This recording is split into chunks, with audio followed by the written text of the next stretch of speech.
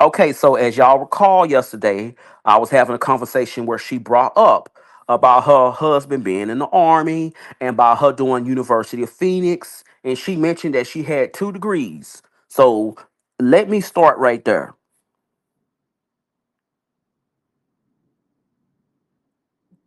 She talked about being in Fort Campbell in Texas. She said it was in Kentucky. They asked her, is her husband in the military? And she said, was. He is a veteran now. He said, okay. And I guess starting with high school, can you just trace how you got to be who you are right now? Your sort of jobs along the way. Let's get into it. She said, okay, well, by the time I made it to high school, I thought I wanted to be a doctor.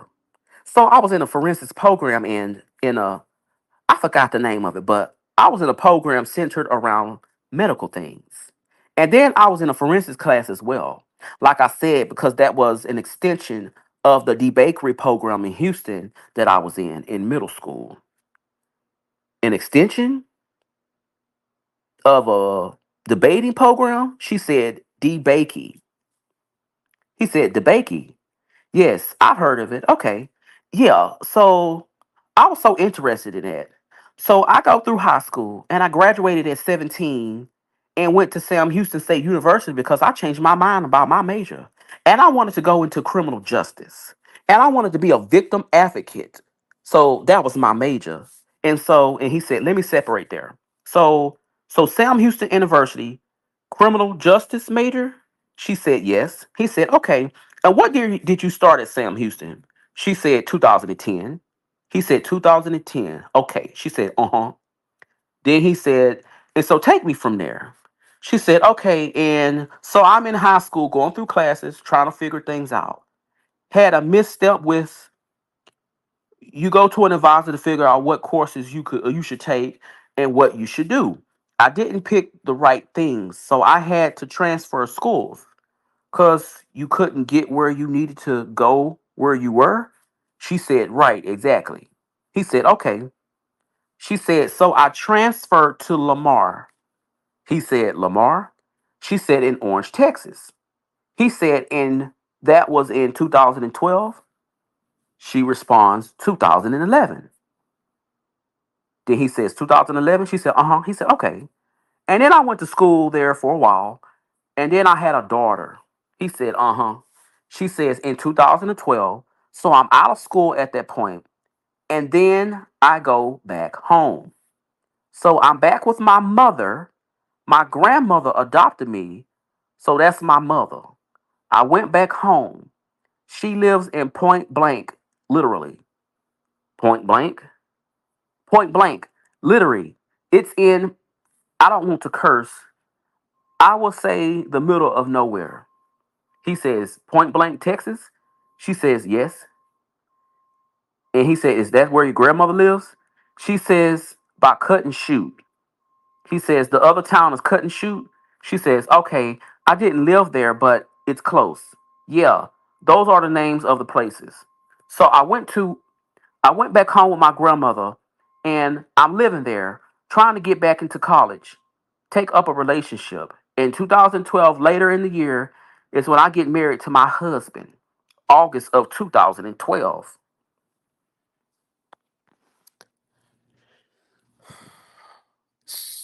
Is something missing in this piece here?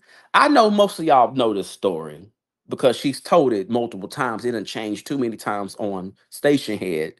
Does this sound familiar to what she's been saying every time she had talked about her conceiving her daughter, her first daughter? Does this match up with that storyline at all? Hey, Boo Money, this don't match up. It don't match up at all. It does.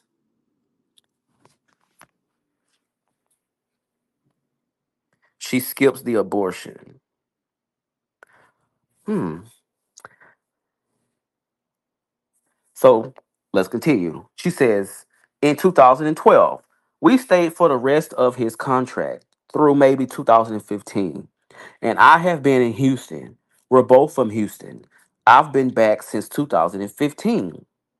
And to answer your question, how I got into this, a Fort Campbell, she says, at Fort Campbell, I took up classes again.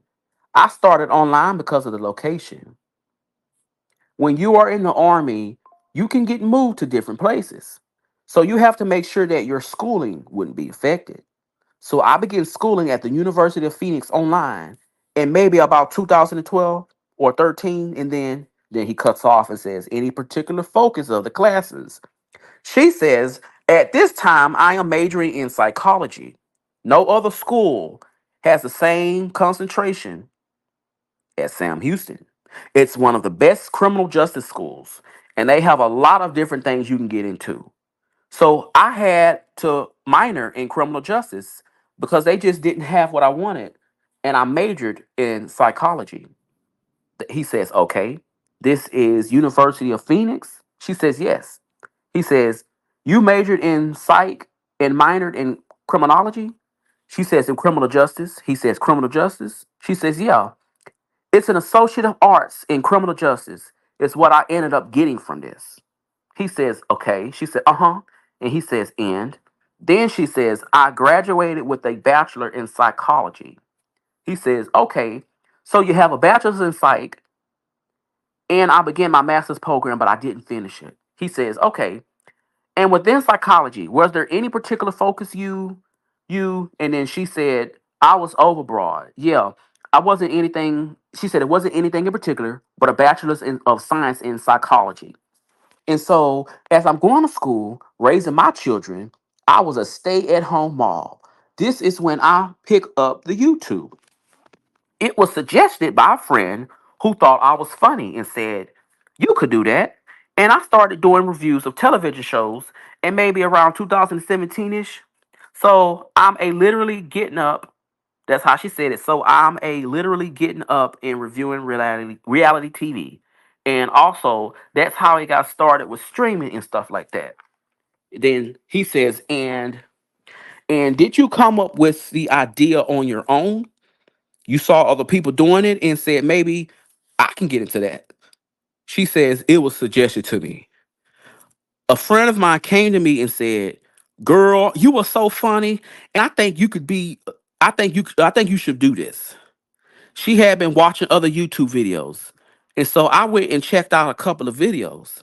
I had no idea people even did stuff like that. He said, right? She said, I used YouTube to watch music videos. And then that's when the court reporter said, wait, you're talking really fast.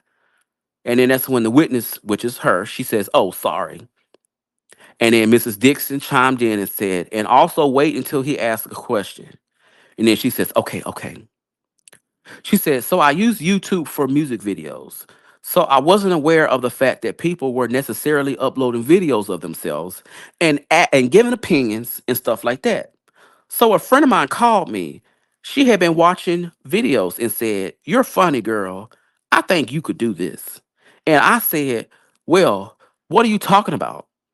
What are you watching? So she gave me a couple of names and then I went and watched them. And I felt like I could do that easily. And I started. I literally just watched the show. I got on camera, standing in the corner of my room and said, you guys, this is what happened on the show. And it took off.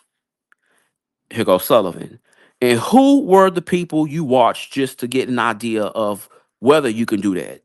Do you remember? She said, oh gosh, no, it was so long ago. I'll give you, there was one content creator named Bindy Blue. Do y'all know who Bindy Blue is?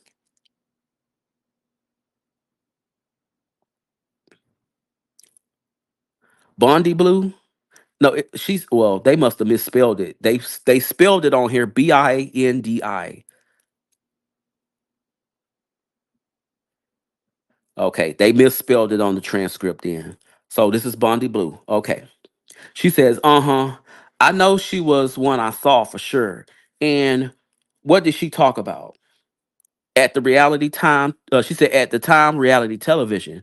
He says, "Okay, and what would be an example of reality television?" She said, "I started with Love and Hip Hop Atlanta." And he said, Love and Hip Hop Atlanta? She said, yes. He says, okay. And that's one of those contested shows. And then he said, this was her. It was a show centered around celebrities who were in relationships. And just the inside look into the behind the scenes and how they navigate being famous and trying to keep things together. He says, okay. And then you would give commentary on that. She says, right.